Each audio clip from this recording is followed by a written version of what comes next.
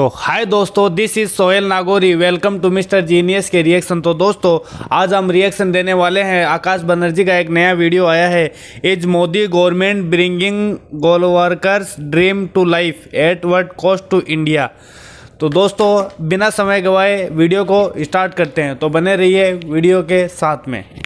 8 दिसंबर 1947 आजादी के कुछ ही महीने बाद दिल्ली के रोहतक रोड पर आरएसएस की एक मीटिंग होती है जिसमें आरएसएस चीफ गोलवरकर स्पीच देते हैं।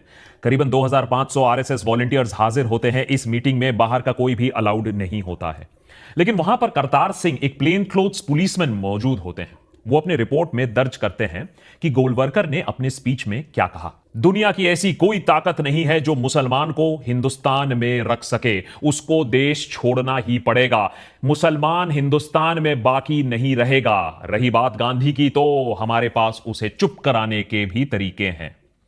करतार सिंह की रिपोर्ट पर यकीन ना हो तो गोलवरकर की खुद की किताब वी आवर नेशनहुड डिफाइंड देख लीजिए, जहां वो हिटलर की तारीफ करते हैं, देश के मुसलमानों को फॉरेन रेस बतलाते हैं और लिखते हैं कि ऐसे फॉरेन रेसेस को अपना अस्तित्व खोकर हिंदू रेस में एक होना होगा। उनको अगर देश में रहना है तो हिंदू राष्ट्र के सामने पूरी तरीके से सर झुकाना होगा। ना कुछ मांग कर सकते हैं, ना प्रिविलेज डिजर्व करते हैं। उनको सिटीजन राइट्स, एक नागरिक होने का अधिकार भी नहीं मिलेगा। मगर जब इंडिपेंडेंट इंडिया की नींव रखी गई, हमारा संविधान बनाया गया, तो गोलवरकर के विचारों को रिजेक्ट कर दिया गया। हाँ, गांधी को जरूर शांत करा दिया गया, लेकिन उनके आदर्शों को गोली मारना इतना आसान नहीं निकला। पार्टीशन में हुई बर्बरता और नरसंहार के बावजूद, पाकिस्तान बनने के बावजूद, हजारों लाखों हिंदू मुसलमान एक साथ खड़े हुए हिंदुस्तान में। जो कम्युनल हार्मनी और इक्वल सिटीजनशिप का सपना हमारे फाउंडिंग फादर्स ने देखा था, हमारी कॉन्स्टिट्यूएंट असेंबली ने उसे संविधान के अंदर संजोया। एक इंक्लूसिव और प्रोग्रेसिव देश की नींव रखी गई। एक ऐसा देश जहां इंसाफ, आजादी, इक्वालिटी और भाईचारा हो। अब आप कहोगे कि हो गया ना, बन गया ना तुम्हारा इक्वल इंडिया। तो हम 50 साल से भी ज्यादा पुरानी गोलवरकर की बातें यहां क्यों उखाड़ रहे हैं, क्यों उसके पीछे जा रहे हैं? क्या हमने खुद ही देशभक्त पर हाल ही में यह नहीं कहा था कि 500 साल पुरानी बातों को हमें भूल जाना चाहिए, आगे देखना चाहिए? गोलवरकर आगे देखना चाहिए, देश को आगे बढ़ाने की कोशिश करनी चाहिए, ना कि नफरत फैलाने। लेकिन हाल ही में ऐसी हवा चली है जिससे लगता है कि गोलवरकर की आत्मा को वापस बुलाने की कोशिश हो रही है। देश में फिर से मुसलमानों के खिलाफ जैसे एक मुहिम सी छिड़ चुकी है, कोशिश हो रही है। बस फर्क इतना है कि इस बार जंग आइडियोलॉजिकल नहीं है, अपने धर्म को बचाना नहीं है, वो तो दिखावा है। दरअसल में अपनी असफलता छिपाने के लिए सरकार एक नई साजिश रच। पॉइंट ये है 2014 में कोई जब मोदी आवाज ना उठाए कि कहां एम्प्लॉयमेंट है, कहां बेरोजगारी खत्म करने की बात है, दुगनी करो, जीडीपी, जीएसटी, ये बातें ना बोले, इसीलिए धर्म में भड़काया जा रहा है। सिटी, पेट्रोल डीजल के दाम कम, ईज ऑफ डूइंग बिजनेस, सिर्फ यही सब उनके मुंह से निकलता था। 10 साल बाद 2024 के चुनाव में उनके मुंह से मुस्लिम, मटन, मुगल, मंगलसूत्र, मछली, मुजरा, सिर्फ यही सब सुनने को मिलता है। यही सब निकला है, सही बात है भाई। क्या ये सिर्फ इलेक्शंस में वोट बटोरने के लिए डर फैलाने की एक स्ट्रेटेजी थी? चलो, वो भी तो आजकल आम सी बात हो गई, वो भी मान लेंगे। लेकिन लगता है कि ये एक सोची समझी रणनीति के तहत नफरत की बुनियाद पर भारत देश में फिर से एक अपार्थाइड सिस्टम कायम करने की कोशिश हो रही है।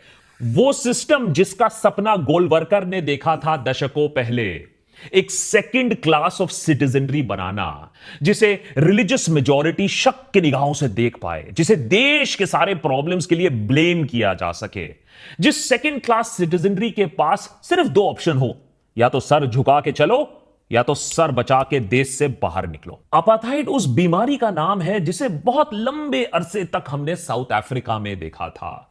अपार्थाइड का लिटरल मतलब होता है अपार्टनेस, किसी कम्युनिटी को आइडेंटिटी के बेसिस पर अलग रखना, उसे उसके पॉलिटिकल अधिकार छीन लेना और उसको इकोनॉमिकली और सोशली भी कुचल देना।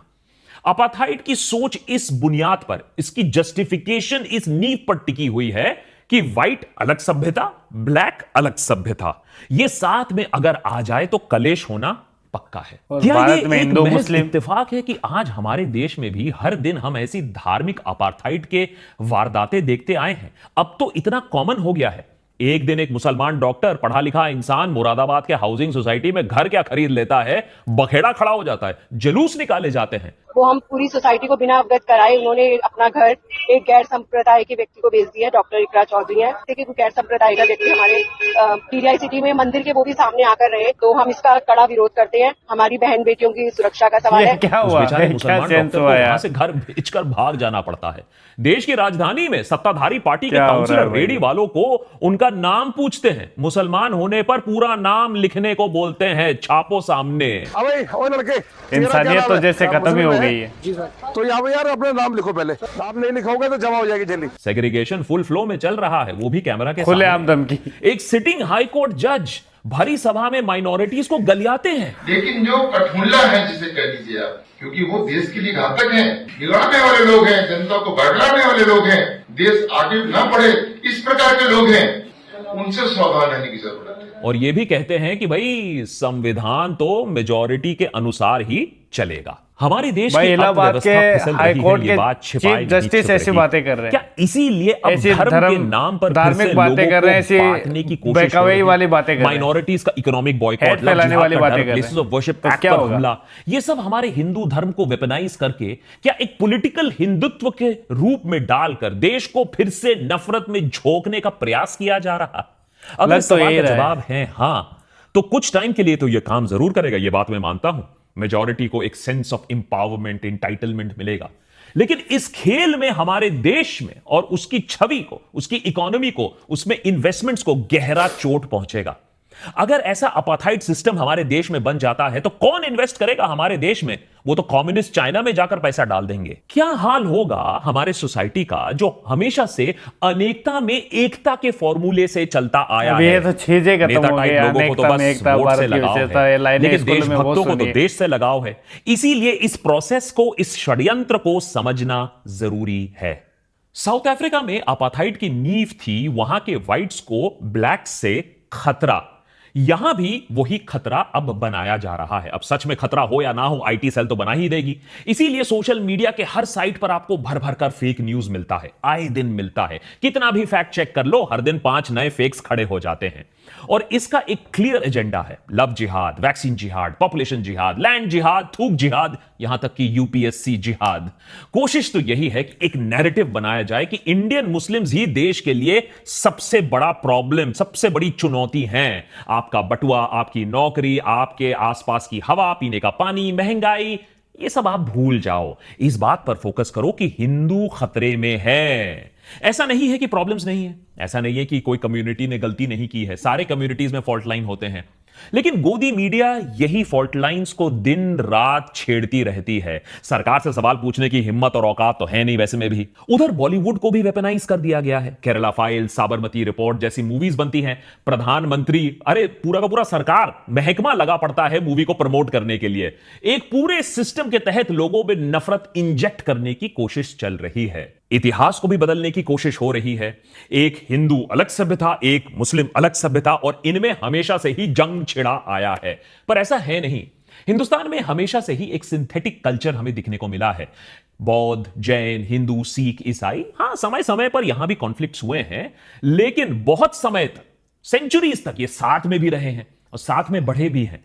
याद दिलाने की जरूरत नहीं है कि कितने बड़े लेवल पर हिंदू मुसलमान एक साथ मिलकर 1905 में बंगाल के रिलीजियस बेस्ड पार्टीशन को अपोज करते हैं। कैसे नॉन कॉपरेशन मूवमेंट के टाइम पर सड़कों में हिंदू मुसलमान के नारे एक साथ लगाए जाते हैं। मगर आज आपसे कहा जाता है कि अजमेर शरीफ दरगाह, जहां लाखों करोड़ों हिंदू भी अपनी आस्था रखते हैं, उसकी भी खुदाई होनी चाहिए। कभी कभी तो लगता है कि जितनी गहराई से वाली दरगाह को भी नहीं छोड़ा, जहां से पूरी दुनिया के लोग आते हैं, हिंदू, मुस्लिम, क्रिश्चियन, सब कुछ आते हैं, उसको भी नहीं छोड़ा इन लोगों ने। लेकिन ऐसी खुदाई से, ऐसे बंटवारे से सिर्फ देश का विकास और आपका भविष्य ही खड्डे में जाएगा, यह हमारी गारंटी है। गोलवरकर का सपना था कि मुसलमान हिंदुस्तान में बाकी बचे ही ना। हालांकि यह अभी भी एक सपना ही है, लेकिन हकीकत यह भी है कि एक ऐसा प्रोसेस आज चल रहा है हमारे देश में जहां मुसलमानों को पॉलिटिकली, इकोनॉमिकली और सोशली जितना हो सके उतना मार्जिनलाइज करने की चेष्टा चल रही है। ये है रविंद्र सिंह नेगी, दिल्ली में बीजेपी के म्युनिसिपल काउंसलर। गली गली घूमकर डिजिटल इंडिया से यूपीआई कोड स्कैन करके दुकानदारों से उनका नाम पूछने में लगे हुए हैं और मुस्लिम दुकानदारों को टोकते हुए मजबूर कर रहे हैं कि वो अपना नाम दुकान के सामने स्पष्ट अक्षरों में लिखे। मेरी बात सुन, जो तेरा अल्तम नाम है ना, मुस्लिम नाम है, जो वो मुस्लिम नाम लिखा उसमें। क्या मुस्लिम है? जी सर। तो यहाँ पे यार अपना नाम लिखो पहले, यहाँ लगाओ बढ़िया सा। भैया इसको खुले बंद करो, नाम चेंज करो, मोहम्मद अयान खान लिखो यहाँ पे। क्या काउंसलर साहब को पता नहीं है कि हरियाणा में भी रिजवान रह सकते हैं, या शायद ये भूल गए हैं कि बिजनेस किसी का भी हो सकता है, किसी के नाम का भी हो सकता है। ये सब पता है काउंसलर साहब को, पर शायद काउंसलर नेगी की मंशा है कि मुस्लिम ओन्ड बिजनेसेस को आइडेंटिफाई किया जाए, हिंदू दुकानों पर भगवा झंडा चले, मुस्लिम दुकानों पर मुस्लिम नाम लिखा जाए। रिलीजियस प्रोफाइलिंग खुलेआम हो रही है ताकि बाजार में एक clear religion based economic segregation हो जाए। हां, यह बात ओपनली कही नहीं जा रही है, लोगों को इशारा काफी है। उत्तराखंड में बीजेपी के लोकल लीडर्स ने तो ओपनली कह दिया है कि मुस्लिम दुकानों को बॉयकॉट कर दो। यूपी और उत्तराखंड सरकार ने इस साल ऑर्डर भी पास किए थे कि कांवड़ यात्रा के रूट पर हर दुकान को अपनी दुकान में ओनर का नाम और आइडेंटिटी डिटेल्स लिखनी होंगी। पुलिस ने यह ऑर्डर इन्फोर्स भी किया और एक इकोनॉमिक बॉयकॉट का माहौल बन गया। यही हिटलर के जर्मनी में यहूदियों के साथ भी हुआ था। पहले उन्हें आइडेंटिफाई किया गया, फिर इकोनॉमिकली बॉयकॉट किया गया, और फिर जब एंटी यहूदी नरसंहार शुरू हुआ तो लोगों को पता था कि हमला कहां करना है। पिछले साल जब उत्तरकाशी में दंगे हुए तो एकदम से ऐसे ही मुस्लिम ओन्ड दुकानों के सामने क्रॉस मार्क्स हमें दिखने को मिले। इंडिया विदेश में बीफ एक्सपोर्ट करेगा, बीफ एक्सपोर्ट में विश्वगुरु बनेगा, पर घर में बीफ के साथ अगर पकड़े गए गलती से भी या शक भी हो गया जेल में डाल दिया जाएगा, तो सजाए मौत, और वो भी कोर्ट कचहरी के चक्कर नहीं काटने होंगे आपको। साउथ अफ्रीका में अपार्थाइड को कोर्ट के अलावा विजिलेंटे जस्टिस से इन्फोर्स किया जाता था। ठीक वैसे ही आज हमारे देश में गौ रक्षकों की एक नई फौज सी बन गई है, जो कभी कभी पुलिस के साथ या कभी कभी पुलिस के ऊपर भी काम कर लेते हैं। मोनू मानेसर जैसे क्रिमिनल्स कैटल ट्रेड में इन्वॉल्व मुसलमानों पर कहर ढाते हैं और खूब शाबाशी बटोरते हैं। बीजेपी रूल्ड एमपी में तो open sale of meat and poultry पर भी रिस्ट्रिक्शन लगा दिया गया है, कई दुकानें तोड़ दी गई हैं और लोगों को जबरदस्ती डिस्प्लेस किया गया है। ऐसे प्रोफेशन में ज्यादातर वहां के पिछड़े पसमंदा मुसलमान मौजूद होते हैं, जिसे बाय द वे जिनके बारे में प्रधानमंत्री मोदी ने उनके बारे में आवाज भी उठाई थी, उनके पक्ष में बोलने की कोशिश की थी। लेकिन कथनी और करनी में बहुत फर्क होता है। बीजेपी के पास ही अगर आप देख लें, एक भी मुस्लिम एमपी नहीं है। इतने बड़े देश में इतना बड़ा पार्टी है, अब ये इत्तेफाक है या सेग्रीगेशन बाय डिजाइन है, ये आप खुद ही समझ लीजिए। पार्लियामेंट में दूसरी पार्टीज में थोड़े बहुत जो मुस्लिम कैंडिडेट चुन चुना के आते भी हैं, उनको गालियां बकी जाती हैं, धार्मिक नारों से उन्हें टीज किया जाता है, और ऐसी हरकतों के बावजूद कोई पनिशमेंट किसी को नहीं मिलती है। यूपी, उत्तर प्रदेश, जहां 4 करोड़ मुसलमान रहते हैं, वहां रूलिंग बीजेपी के पास एक भी मुस्लिम एमएलए नहीं है। It is all a coincidence, you see. इस पॉलिटिकल मार्जिनलाइजेशन को हकीकत में बदलने के लिए बहुत मेहनत लगी है, ऐसे ही कोइंसिडेंस नहीं होता है। जैसे कि डीलिमिटेशन, यानी एमपी या एमएलए सीट्स की जो बाउंड्रीज होती हैं, उसे इस तरीके से आंको कि मुस्लिम वोटर्स का जो प्रभाव है वो सबसे कम सीट्स पर पड़े, या फिर उस प्रभाव को ऐसे बांट दो अलग अलग सीट्स में वो चले जाए जिससे वो डिसाइसिव फैक्टर ना बन पाए। जम्मू कश्मीर के डीलिमिटेशन प्रोसेस में हिंदू मेजॉरिटी जम्मू में 6 सीट्स बढ़ा दी गई, वहीं कश्मीर रीजन में सिर्फ 1 सीट बढ़ी। इस प्रोसेस का पॉपुलेशन ग्रोथ से कोई लेना देना था नहीं, कर दिया गया।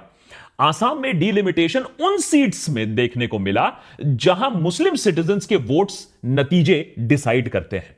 चलो ये तो बन गया सोफिस्टिकेटेड लीगल तरीका, लेकिन वोटर सप्रेशन के और भी डायरेक्ट तरीके हमें दिखने को मिलते हैं। भर भर के रिपोर्ट्स आपको मिल जाएंगी अगर आप खंगालोगे पेपर्स, खासकर की लोकल एडिशंस, कि इलेक्शन से पहले वोटर लिस्ट में मुस्लिम नाम कैसे गायब हो जाते हैं। वोटर लिस्ट अपडेशन के नाम पर बिग डेटा का इस्तेमाल करके कुछ और ही खेल चल रहा है हमारे देश में।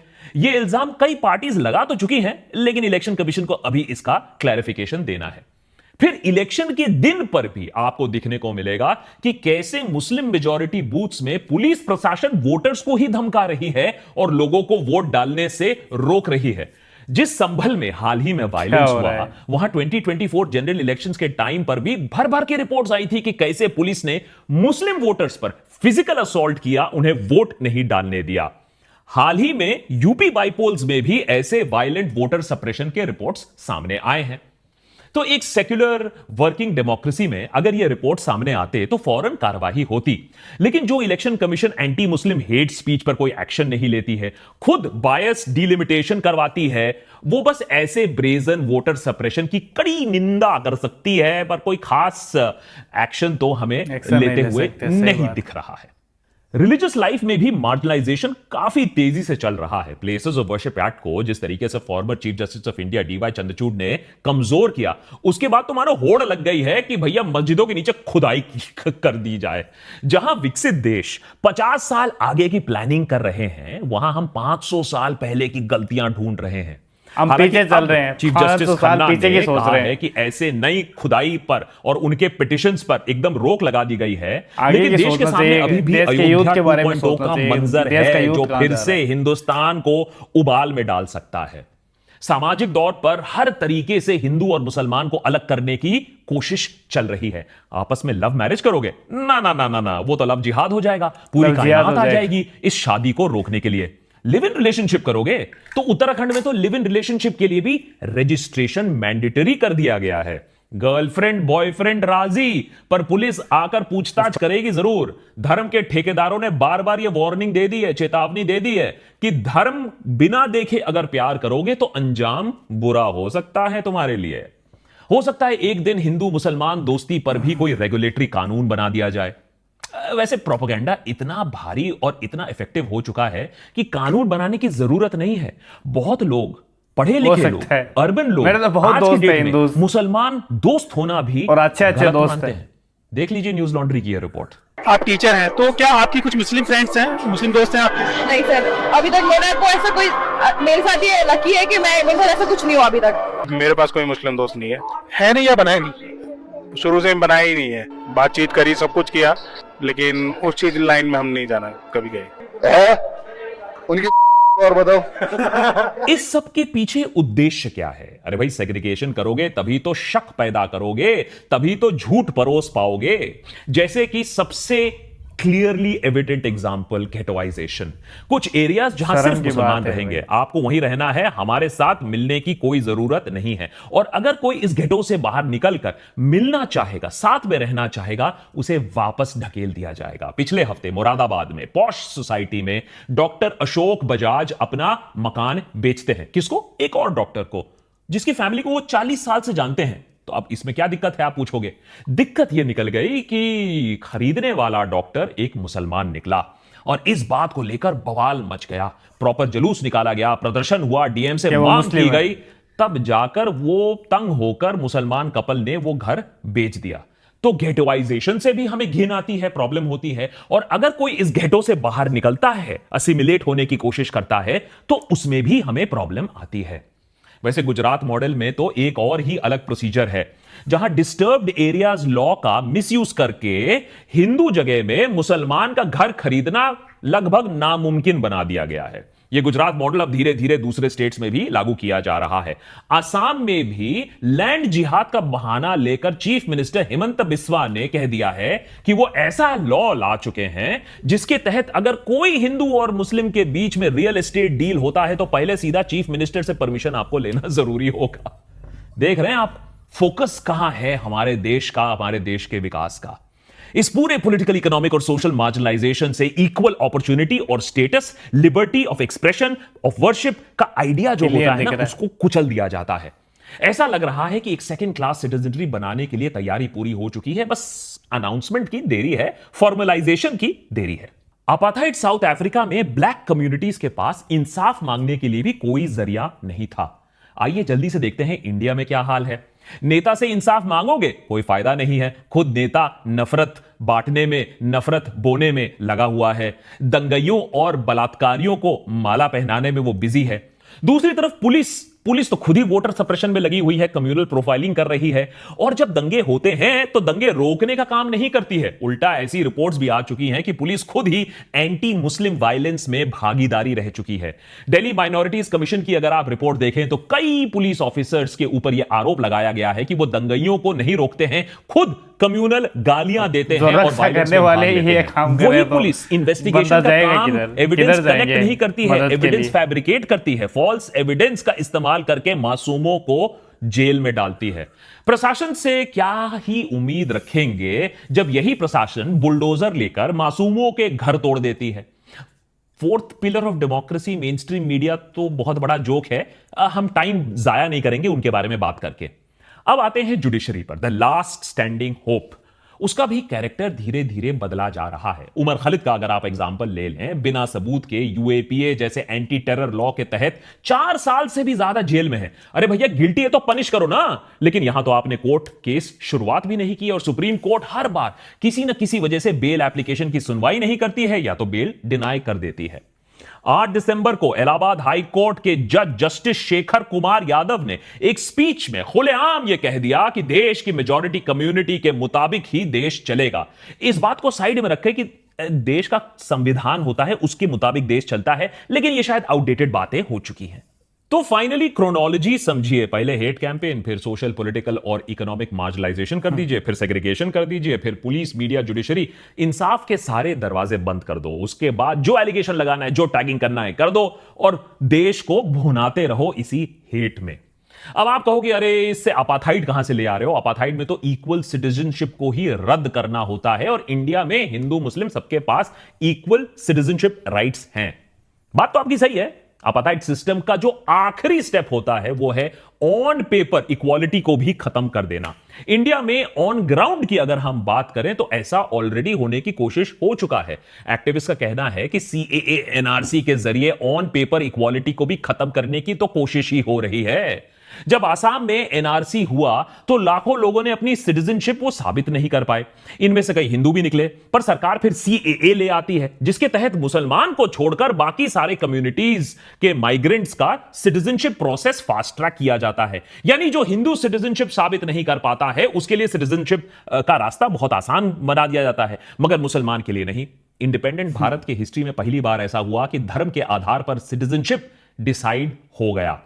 अब साउथ अफ्रीका में एक्सक्लूजनरी अपार्थाइड पॉलिसीज के खिलाफ कोई अगर प्रोटेस्ट करता था तो उसको कम्युनिस्ट टेररिस्ट बुलाकर देश के सप्रेशन ऑफ कम्युनिज्म एक्ट के तहत जेल में डाल दिया जाता था। आज के न्यू इंडिया में एक्टिविस्ट को अर्बन नक्सल, टुकड़े टुकड़े गैंग, टेररिस्ट बुलाकर यूएपीए जैसे टफ टेरर लॉज से सरकार जेल में डाल देती है। अब ये सारी बातें अगर आप मान भी लो तो आप सोचोगे अरे हो रहा है तो होने दो, हमें क्या, हमें थोड़ी ना नुकसान पड़ रहा है ये सबसे, सन्नु की। लेकिन ऐसी पॉलिसी से पूरे देश का बेड़ा गर्क होगा और आप पर और मुझ पर भी इंपैक्ट पड़ेगा। समझाता हूं कैसे। देखो, नफरत की जब राजनीति होती है ना तो स्कूल अस्पताल कौन बनाएगा, विकास पर फोकस कौन देगा, जीडीपी ग्रोथ रेट, तमाम फॉर्मूला आप लगा चुके हो, सारे प्रॉब्लम्स को आप लीपापोती कर चुके हो। 10 साल आपके पास 100% पॉलिटिकल स्टेबिलिटी थी, फिर भी 6% भी आप पहुंच नहीं पा रहे हो। प्रॉब्लम आपको अब बताया जाएगा कि एक पर्टिकुलर समुदाय का पॉपुलेशन एक्सप्लोजन है, इसी वजह से देश आगे नहीं बढ़ पा रहा है। जबकि देश में सच्चाई यह है कि पॉपुलेशन एक्सप्लोजन हम कब का कंट्रोल कर चुके हैं। देश में तो अब पॉपुलेशन डीग्रोथ का डर हो, इसकी बात हो रही है। लेकिन मौजूदा पॉपुलेशन के लिए नौकरियां कौन नहीं बना पाया? ये जो पॉपुलेशन है, ये जो डेमोग्राफिक डिविडेंड है, ये डेमोग्राफिक नाइटमेयर किसने बनने दिया? इसका हिसाब तो हम नहीं मांगते हैं, क्योंकि देश के 15% आबादी को ब्लेम करना, लोगों को डिस्ट्रैक्ट करना बहुत आसान होता है, काम करना थोड़ा मुश्किल होता है। लेकिन कभी सोचा है कि नफरत और वायलेंस के माहौल में देश में इन्वेस्ट कौन करेगा? ग्लोबल लेवल पर हम मदर ऑफ डेमोक्रेसी के नाम पर सॉफ्ट पावर का जो गुणगान करते हैं वो सब खत्म हो जाएगा। आदमी बोलेगा, एमएनसी बोलेगा, भैया चाइना चलते हैं, इंडिया में इन्वेस्ट करने की क्या जरूरत है, ये तो डेमोक्रेसी भी नहीं है। अगर हमारे देश में इसी तरीके से अपार्थाइड बढ़ता रहा तो इसका डिप्लोमेटिक फॉलआउट भी होगा। अभी तक जो जाहिर सी बात है, कौन रुकेगा? हमारे साथ अच्छे संबंध रखते हैं, ट्रेड करते हैं, अगर उनका सर खराब हो गया, वो फॉरेन रिलेशंस बिगाड़ दे, वो हमारे इंडियन भाइयों के साथ अगर ऐसा करने लगे, तब क्या होगा? ऐसे बनेंगे हम विश्वगुरु? सोचने वाली बात है। ये जो धर्म के नाम पे अपार्थाइड करके देश को बांटने की कोशिश हो रही है, ये हिंदू धर्म और भारतीय संविधान दोनों का ही अपमान है। पहला तो यह है कि भैया देखो, मेरा हिंदू धर्म इतना इंसिक्योर नहीं है कि दूसरे को विलेन बनाकर मैं परचम लहराऊं अपना। और दूसरा यह कि मेरा धर्म किसी के लिए टूलकिट नहीं होना चाहिए वोट बटोरने के लिए, अपनी कुर्सी गर्म करने के लिए। इसके ऊपर जो हमारे देश के फ्रीडम फाइटर्स ने, हमारे कॉन्स्टिट्यूएंट असेंबली ने एक सही बात है। धर्म, कोई भी धर्म ये नहीं बोलता किसी और को मारा जाए, किसी और को मार के आगे बढ़ा जाए, किसी और को दबा के आगे बढ़ा जाए, कोई भी धर्म ये नहीं बोलता है। चाहे हिंदू हो, मुस्लिम हो, सिख हो, ईसाई हो, कोई धर्म ये नहीं बोलता है। अपार्थाइड देश बनाने की कोशिश हो रही है। गांधी के हत्यारों का जो सपना है उसे पूरा करने की कोशिश हो रही है। लेकिन याद रखिए कि साउथ अफ्रीका में भी अपार्थाइड का दी एंड हुआ था। हमारे देश में भी बढ़ रहे अपार्थाइड और नफरत के माहौल को रोका जा सकता है, लेकिन इसे रोकने के लिए आपको कदम उठाना पड़ेगा। क्या आप ये सब जानने के बाद भी कुछ एक्शन लेंगे? अपने आसपास हो रहे नफरत के खिलाफ आवाज उठाएंगे? अगर हां, तो शायद नेतागण भी सोचेंगे दो बार अपना एजेंडा आगे ले जाने से। अगर नहीं, अगर आप हां में हां मिलाते हो, बोलते हो सानू की, और भाई सर्दी का मौसम है, थोड़ा हाथ सेक लेते हैं, तो फिर देखते रहिए कि आग कितनी जल्दी और कितनी गहरी फैलती है। क्योंकि याद रखिए, हिपोक्रेसी और हेट की कोई सीमा नहीं होती है। सब कुछ नाश करके, सब कुछ जलाकर ही रुकती है। यह था दोस्तों हमारा आकाश बनर्जी के वीडियो पे रिएक्शन। तो दोस्तों आपको इससे क्या सीख मिलती है, आपने क्या सीखा, तो कमेंट बॉक्स में कमेंट करके ज़रूर बताएं। तो दोस्तों चैनल पे नए हो तो चैनल को सब्सक्राइब और वीडियो को लाइक ज़रूर करें। तो मिलते हैं अगले ऐसी कैसी रिएक्शन के साथ। तो जय हिंद दोस्तों।